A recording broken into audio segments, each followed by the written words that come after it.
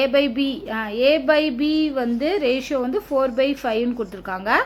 B/Cயோட ratio வந்து 15/16 கொடுத்துருக்காங்க. அப்படின்னா C² minus A² அதோட value divided by C² plus A² value என்னன்னு கேட்டிருக்காங்க. அதாவது ABBC கொடுத்துருக்காங்க. இதுலேருந்து நம்ம என்ன கண்டுபிடிக்கணும், ஏவோட ரேஷியோ சிஓட ரேஷியோ தெரிஞ்சாதான் நம்ம இதில் சப்ஸ்டியூட் பண்ண முடியும். ஸோ ஏசி மட்டும்தான் வேணும், நமக்கு பி தேவையில்லை. ஸோ இதில் பாருங்கள், இது ரெண்டையும் மல்டிப்ளை பண்ணலாமா? இந்த ரெண்டு ரேஷியோவையும் மல்டிப்ளை பண்ணும்போது என்ன ஆகுது, பி கேன்சல் ஆகுது, ஏவும் சியும் கிடைக்குதா? ஸோ அதனால் இங்கே இருக்கக்கூடிய வேல்யூவையும் மல்டிப்ளை பண்ணலாம். ஒரு நாங்கள் 16 15 3 ஸோ 3/4 3/4ங்கிறது A/Cயோட ரேஷியோ. இப்போ நமக்கு ஏ கிடச்சிருச்சு, சி கிடச்சிருக்கு. இது அப்படியே தூக்கி இதில் சப்ஸ்டியூட் பண்ணலாமா? ஏங்கிறது 3, சிங்கிறது 4 அப்படிங்கிற வேல்யூவை எடுத்துகிட்டு நம்ம சப்ஸ்டியூட் பண்ணுங்கள். C²ங்கிறது என்னது 4², ஸோ 16 மைனஸ் 3²னா 9.